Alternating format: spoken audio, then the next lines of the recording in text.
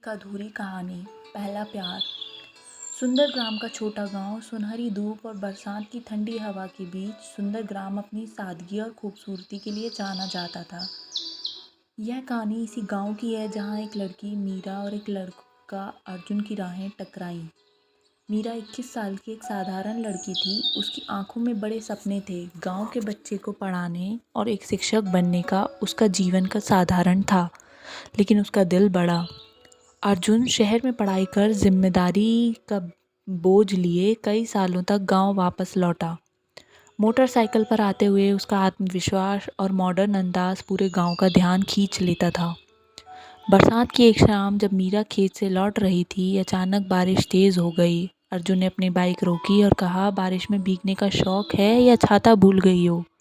मीरा मुस्कुराई और धीरे धीरे बाइक पर बैठ गई।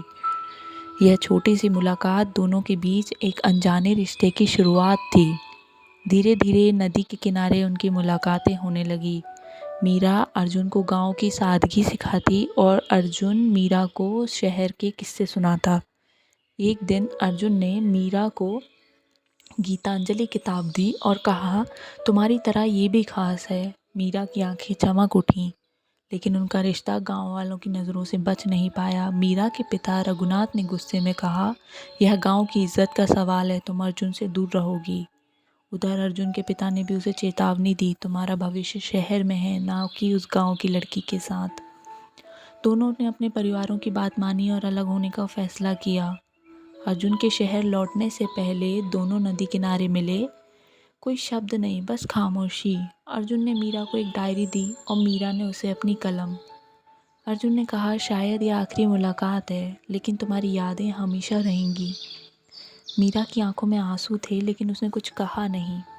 5 साल बीते। मीरा अब स्कूल के गांव में शिक्षक बन चुकी थी। एक दिन स्कूल में बच्चों के साथ काम करते हुए उसने एक जाना पहचाना मोटरसाइकिल का शोर सुना। अर्जुन वापस आ चुका था। अब वह एक प्रसिद्ध लेखक बन चुका था। उसकी पहली किताब, जो उसकी और मीरा की प्रेम कहानी पर आधारित थी, बेस्ट सेलर बन चुकी थी।